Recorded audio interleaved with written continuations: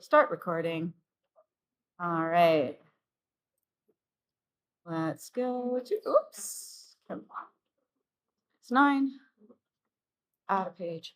So for those of you wondering how to calculate your percent, there are 2 ways to calculate percent. Okay? So I'm going to show you both of them.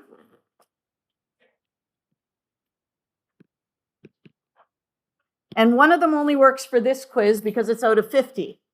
Okay? If this quiz is out of 50, if you want your percent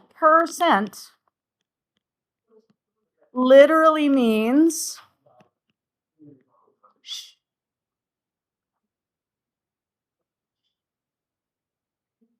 percent literally means per 100. Yeah? So if we want to figure out our mark out of 100, we took 50 and multiplied by 2. So if I got 41, in order to figure out the mark out of 100, I would take that and I would multiply by 2. And that would give me 40 times 2 is 80, and then 2, that's 82. Okay? Now, the other way to calculate percent, which will work for all numbers, is you would take 41, that out of means divided by.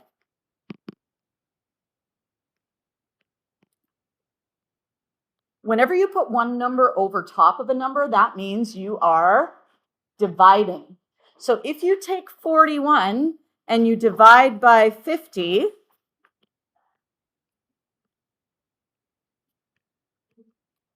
you will get 0.82. Okay, so if you do the division, you'll get 0.82, and that means that your percentage is 82%. You just move your decimal place 2 places. Have you guys done percentages before? Yeah? But that's just like a little review. You take your mark, what it's out of, you divide, and then you multiply. And if you would need a calculator to do that, you are welcome to borrow one of mine for any of those things. A reminder, June, can you put your phone away, please? Whoever's phone it is, could you put it away, please? Thank you. You're going to go put it there? Okay. Thank you. All right. The enriched stuff gets added on at the end of the term, okay? And it goes in its own separate bin. It doesn't count for you. It doesn't count against you, not until the end of the term when I take it all. And let's say your overall enriched percent. Let's say your overall grade is 82%, okay? And your overall enriched grade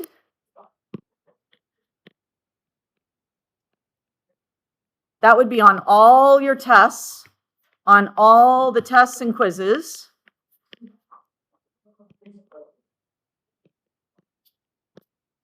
Is 50%. That means you got like half of it. Yeah? You got half of the enriched stuff. So what we do is we take your overall grade and we add to it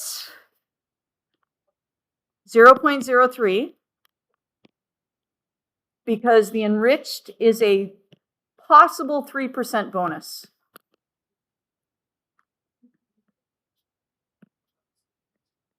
.03 is 3%.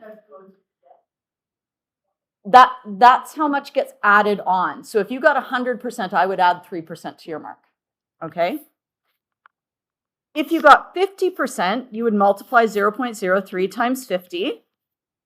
And so that would then be 82 plus 1.5 would give you 83.5. Yeah? So that's how the enriched works, just to remind you. Okay? And you cannot do it on an individual assignment. You can't say, oh, my mark with the enriched on this is, whatever, because it doesn't work that way. All the regular stuff goes in one bin, all the enriched stuff goes in a different bin, and I calculate it at the end. Okay? All right. So today, we are going to take a look at, not that one, 5.2F. 5.2F on page 56.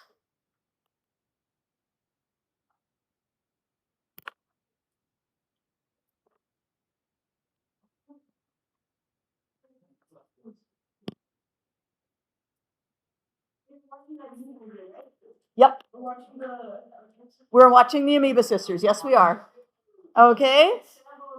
Yeah, the Amoeba Sisters are awesome. Okay. So let's see if I can get it to click. Escape. There we go.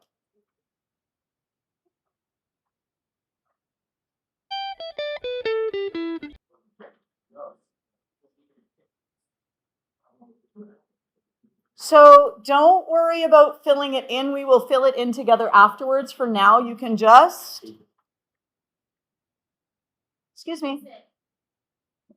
For now, you can just watch and absorb.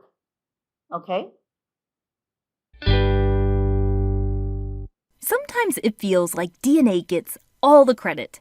Yes, the structure of DNA is amazing. It has a beautiful double helix structure, a twisted ladder. It has its own emoji. DNA stores genetic information and codes for your traits. However, sometimes what gets left out is how important RNA is.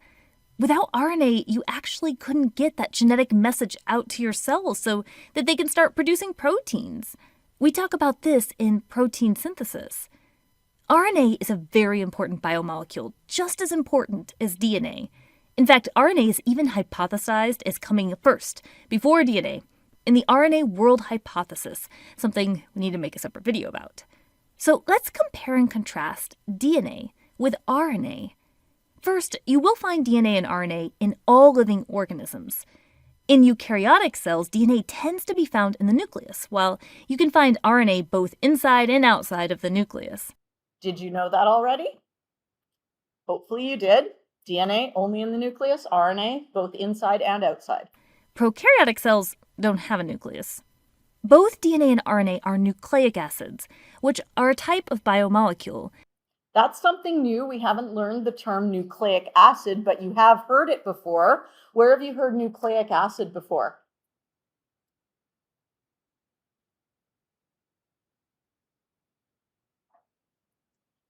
What does DNA stand for? Yeah, deoxyribonucleic acid. RNA is ribonucleic acid. So both DNA and RNA are a class of biomolecule called nucleic acids. That's the Na part of DNA and RNA. Nucleic acids have a monomer, which, if you remember from our Nucleic acids have a monomer, and you know what it is. Nucleotides. Do you see the nuclei?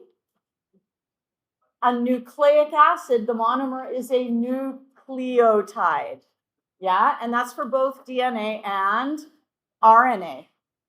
biomolecules video, a monomer is a building block. The monomer for nucleic acids is a nucleotide.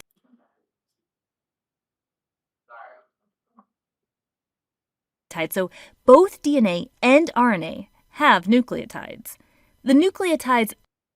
Ooh, tell your partner, what is the circle, what is the pentagon, and what is the rectangle?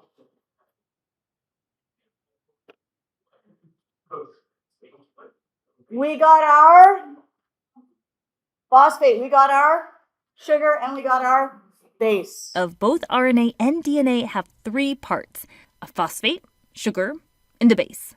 Let's draw 6 nucleotides of DNA and 6 nucleotides of RNA. DNA is generally double-stranded, and if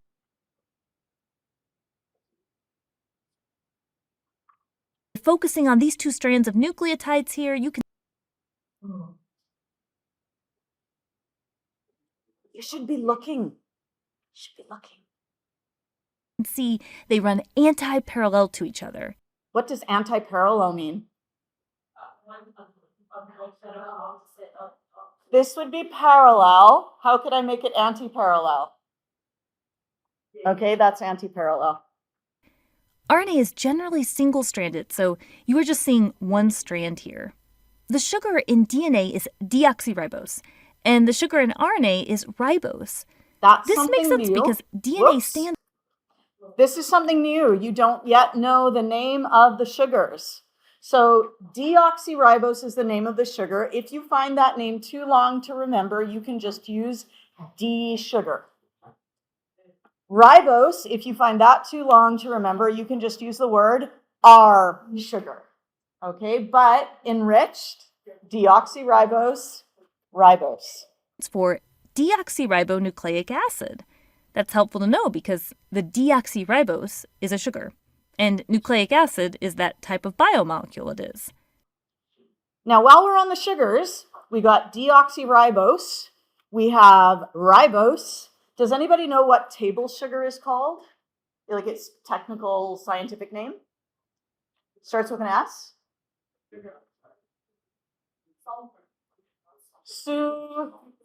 Sucrose. Do you guys know what fruit sugar is called? You may have heard of high something corn syrup. High fructose. Fructose is fruit sugar. Anyone know what milk sugar is called? Lactose. What do they all end in? Ose. If you hear the ending ose, you know you have a sugar. Glucose, sucrose, fructose, all of those sugars. RNA stands for ribonucleic acid, as its sugar is ribose. The bases in DNA are adenine. Okay, let's settle down again. Sit down, look up, stop talking. There we go. Thymine, guanine, and cytosine. It helps to remember the popular mnemonic apples in the tree. That helps you remember that A goes with T, and car in the garage. So C goes with G, to understand how DNA bases pair. The bases in RNA are adenine, uracil, guanine, and cytosine. Notice the different one? What's the different one? These are our RNA bases. What's the different one from DNA? Uracil. It takes the place of?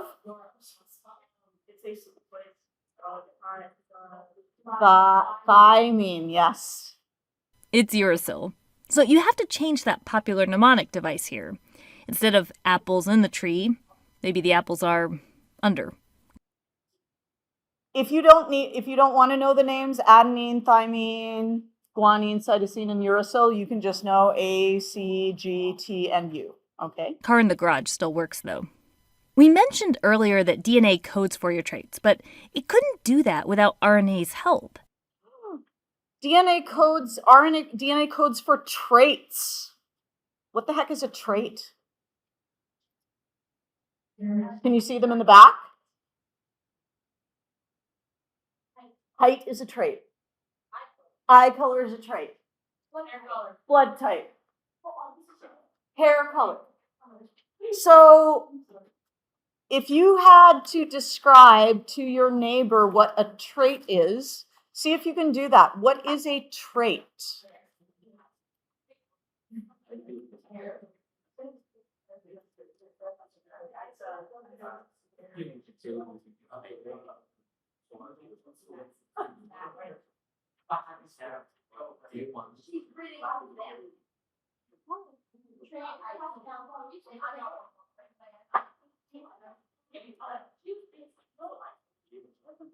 In our protein, What? Anyone want to give an answer? What is a trait? Anyone want to try? What is a trait? What's another word we could use for trait? Sorry? If you were to, it would be something like, if I were to list all my traits, it would be things that describe me. Yes, I'd be like, I have blonde hair, I am short, right? My eyes are blue. Those are my traits. Those are also, I could call them my characteristics. Yes? So a trait is a characteristic. Couldn't do that without RNA's help. In our protein synthesis video, we talk about 3 different types.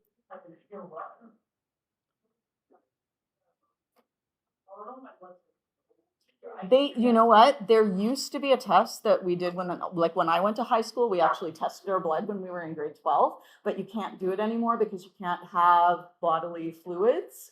It happened, the nix on it came during the AIDS epidemic, right? So, I mean, it kind of makes sense that you would not want like blood sort of frequenting places. And especially in a school where people aren't always, students aren't always the most careful. You wouldn't want someone pricking their finger with a lancet, a little lance, and then someone using the same one because they're just not thinking, right? That could be dangerous. So, that's why they don't do it in school anymore. If you ever do want to know your blood type,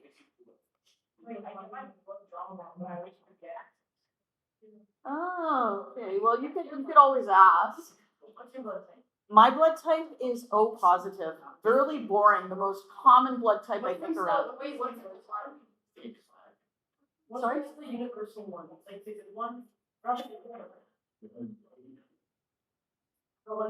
If you're not interested in this discussion, put your head down on your desk and close your eyes for a moment, but do not talk. So if you're not interested in this discussion about blood type, put your head down on the desk and don't talk so we can have a discussion about blood type. If you're interested, then listen. So sorry, you're wanting to know what the universal one is? Yeah. So the universal donor, the blood type that can be given to everyone, is O negative. Because O means it doesn't have, on the cell, there are little markers, okay, on the blood cells. And there are A markers, there are B markers, and there are RH factor markers. So if you're positive, it means you have that one. If you're negative, it means you don't have that one. If you are type A, you only have A. If you are type B, you only have B. And if you're type AB, you have both. And if you're type O, you have none. Now, what happens is when one of these cells goes into somebody else's body, like as a blood donation or whatever, if there is nothing there on the outside of the cell, the receiving body doesn't see anything that it says, ooh, this is foreign, right? They don't see anything. But let's say we had someone who is O negative. They had nothing on their blood cells, and they received some blood that had an A on it. Their immune system would say, hey, that's not part of my body. I need to attack that because that's something foreign that's coming in and it's probably not good for me, right? So that's when you'll have problems. So O negative is the universal donor, but they can only have O negative blood given to them. Everything else would cause the problems. The AB positive, so if you had an A and a B and a positive, that would mean you could accept any blood, because if your body saw an A, it would be like, that's okay. It sees a B, that's okay, that's me. And if it saw an RH, then it would be like, that's me too. So the AB positive are universal acceptors. What's the rarest? The rarest, yeah. It's one of the ABs. I can't remember whether it's negative or positive. Yes. It's negative. Negative and positive, there's the A and B little, they're actually proteins on the outside of the cell. They're signaling proteins. If you're positive, it means you have this RH protein. If you're negative, it means you don't have it. So if you're like if you're O positive, it means you are just like that. Yeah.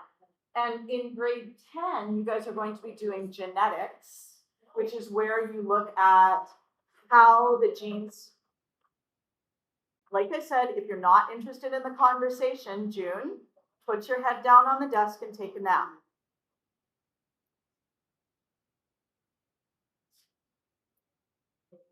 What was I saying? I don't even remember. Oh, anybody have any other questions?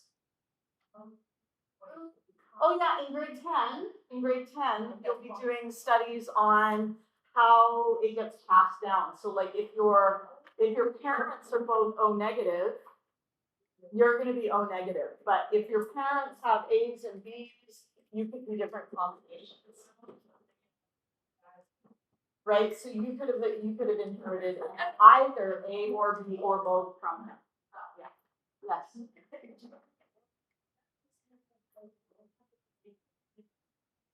Usually, yes. Plus, there's other markers that they also look at.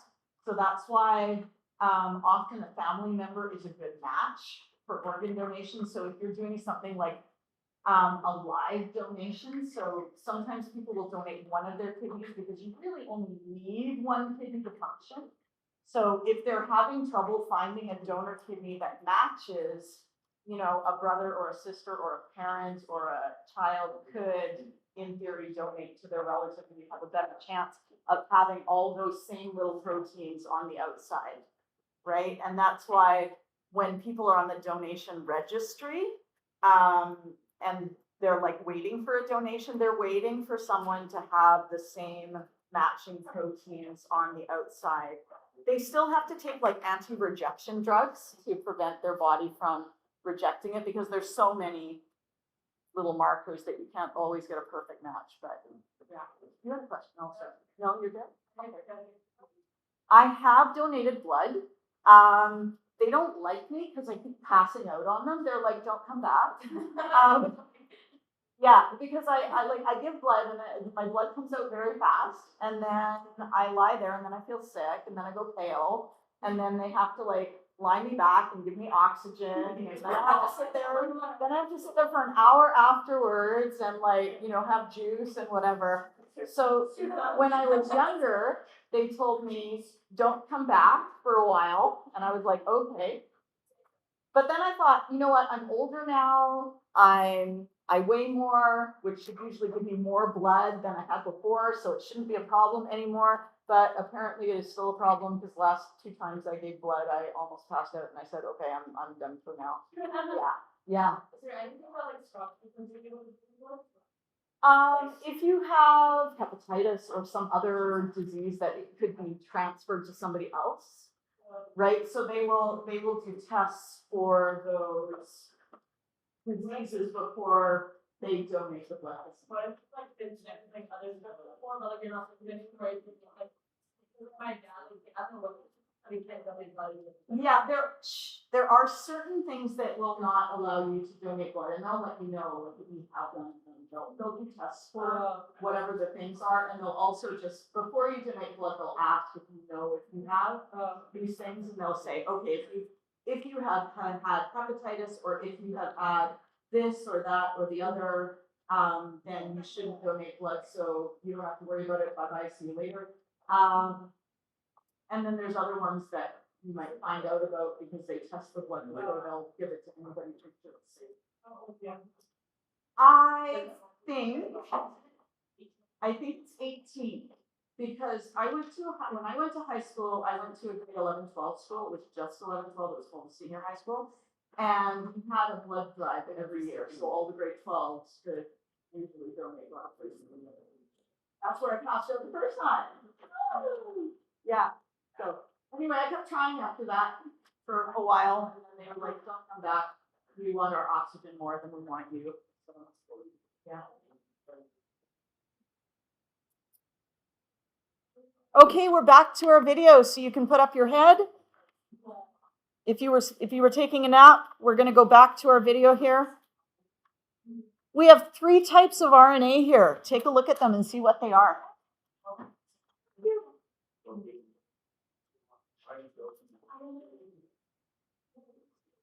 What are the 3 types of RNA? mRNA. What does M stand for? Messenger. And today we're learning 2 new types. There is tRNA. What does that shape look like? It looks like a T. That's not why it's called tRNA, but it's nice because it'll help you remember it. And then there is rRNA. And yes, it is ribosomal RNA because it's the RNA that makes up a ribosome. Yes, ribosomes are made of RNA. Types of RNA, and their very important roles. mRNA, which stands for messenger RNA, mRNA's job is to carry a message based off of the DNA. In eukaryotic cells, DNA generally stays in the nucleus, but mRNA has the ability to leave the nucleus to take the message to a ribosome. Ribosomes make protein, and RNA is actually a major component of ribosomes. This type of RNA is called rRNA, which stands for ribosomal RNA. Finally, we discuss transfer RNA, or abbreviated tRNA. Its job is to transfer amino acids to match the correct mRNA codon. Okay, so we have, let's get rid of this little, no, I don't want comments. I want to get rid of the closed captioning. Oh, there it is. Okay. What do we call a 3-letter code on the RNA? Codon. 1, 2, 3. That is a codon. And a codon is on what kind of molecule? mRNA. There is a matching one on the tRNA. On the tRNA. And it has a name, and its name is anticodon. It's the opposite of the codon. Look at this. We got A. What does A pair with? U. We got U. What does U pair with? A. We got G. What does G pair with? C. So that we have the codon and we have the matching anticodon on the tRNA. What is that tRNA holding on to? Hanging on to an amino acid. So it is what brings the amino acids to the ribosome. It matches up, and so that's how we get the correct amino acid. When a tRNA has a UAC, that maybe gives it a serine. I don't know what it actually gives. I don't know all my codes, but maybe this one, this anticodon says serine, and this codon says serine. So that tells the tRNA and the mRNA and the ribosome what amino acid comes next. What's the 3-letter code called in DNA? A triplet. Okay. Codon charts using mRNA codons have been developed. So you could read all your little things off of here. So if you had a U and a U, and what's my third base? And a C, a U, and a C would be phenylalanine. You don't have to be able to read these charts, but they're really easy to read. So you could always be like, oh, if I have a, let's actually see what is AUG. A is our first base. U is our second base. And G is at the bottom. That is methionine. So this would be methionine. That means that amino acid there is methionine. Okay, so that's how it tells which amino acid comes next. Yes? Oh, stop codon means we are done. This protein is finished. So it stops the protein making process. Yeah. Stop codon. There's a start codon and a stop codon. One that says start making this molecule and one that says finish. So you've got the start of the protein and the end of the protein. Sorry? Yeah. Every mRNA has a start codon and a stop codon. Yeah.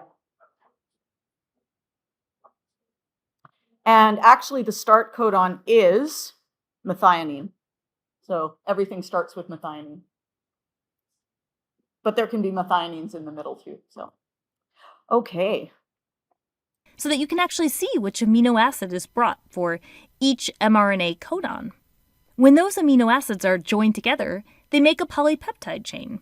Proteins are made of So if we just joined go back together, here, they make a polypeptide chain. When those amino acids are joined, so we had the methionine come in, and then we had another tRNA come in. I don't know what that one is. It's a GGU, whatever the heck that is. Let's just say it's serine. Okay, so we've got a methionine and a serine. And the ribosome forms a bond between those two amino acids. You see how it joined them together? That's how that amino acid chain starts to form. Polypeptide chain, absolutely. together, they make a polypeptide chain. Proteins are made of one or more of these polypeptide chains, and proteins have tons of different roles. Let's see if you can figure out what roles, what jobs these various proteins have. Can you figure out what this little protein's job is? It's an antibody. Yes, it's protecting the cell. Yeah? How about this one here? That's probably structural. Yeah? Probably structural. How about this one? It's got a little package. Probably going to send it through there. Transport. And this looks like it's sort of putting things together or taking them apart. That's a chemical reaction. That's a catalyst. That would be an enzyme. Yes. Okay. But we don't want to spoil it. Check out more in our protein synthesis video. Before we go, let's try a little 3-question quiz, shall we? Okay, and this 3-question quiz is on page 60 something? 67? 64. Page 64. 64.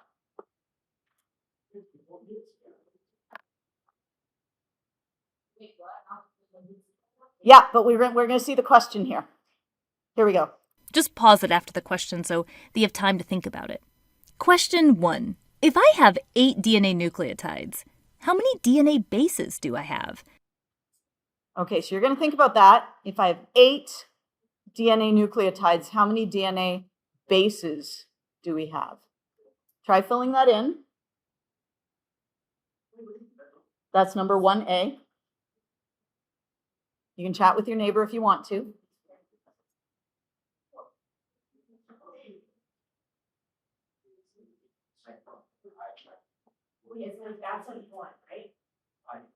That is a base. And this is a nucleotide. And also, how many base pairs? How many base pairs?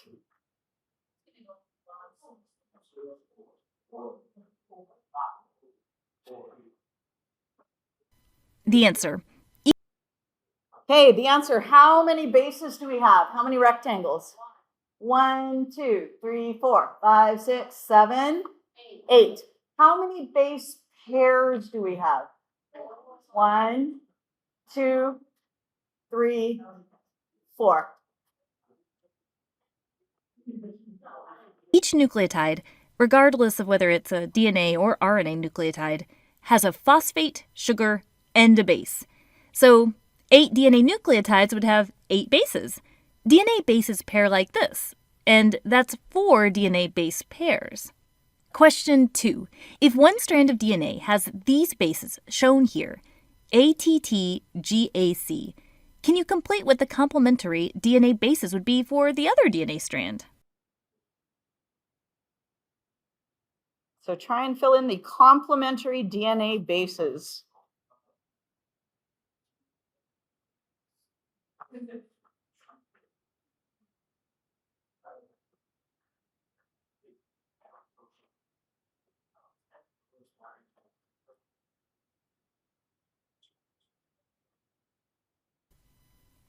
The answer. So remember those base pairing rules for DNA and the popular mnemonic.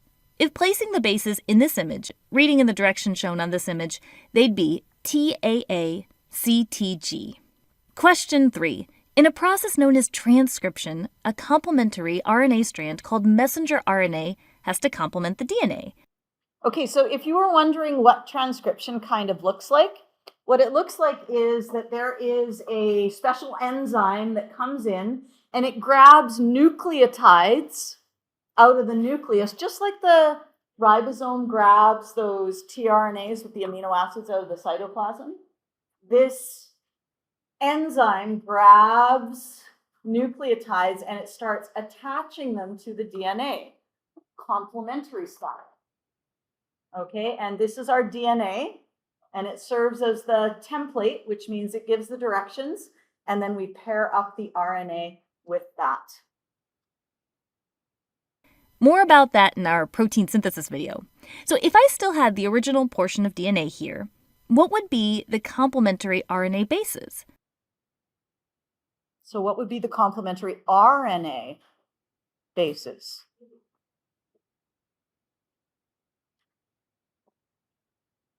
What's our first one? U. Next?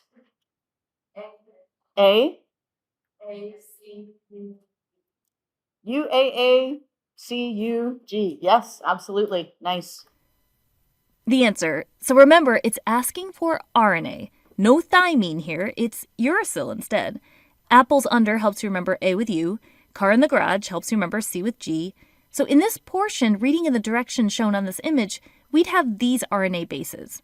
Notice the answer is similar to the last answer, but there are uracil bases here instead of thymine. One last thing. Our models here, they're unable to show the beautiful 3D shape, the exact numbers of bases per turn, the chirality, but we've left you some links to explore because the goal... Okay, we're going to ignore that because that's beyond the scope of this course, but if you're interested in this kind of thing, you can just go visit the Amoeba Sisters and click on their, they've got like links to all these other videos. They're very interesting. Okay, and for now, you guys are going to work on pages 64, 65, and 66. 64, 65, and 66.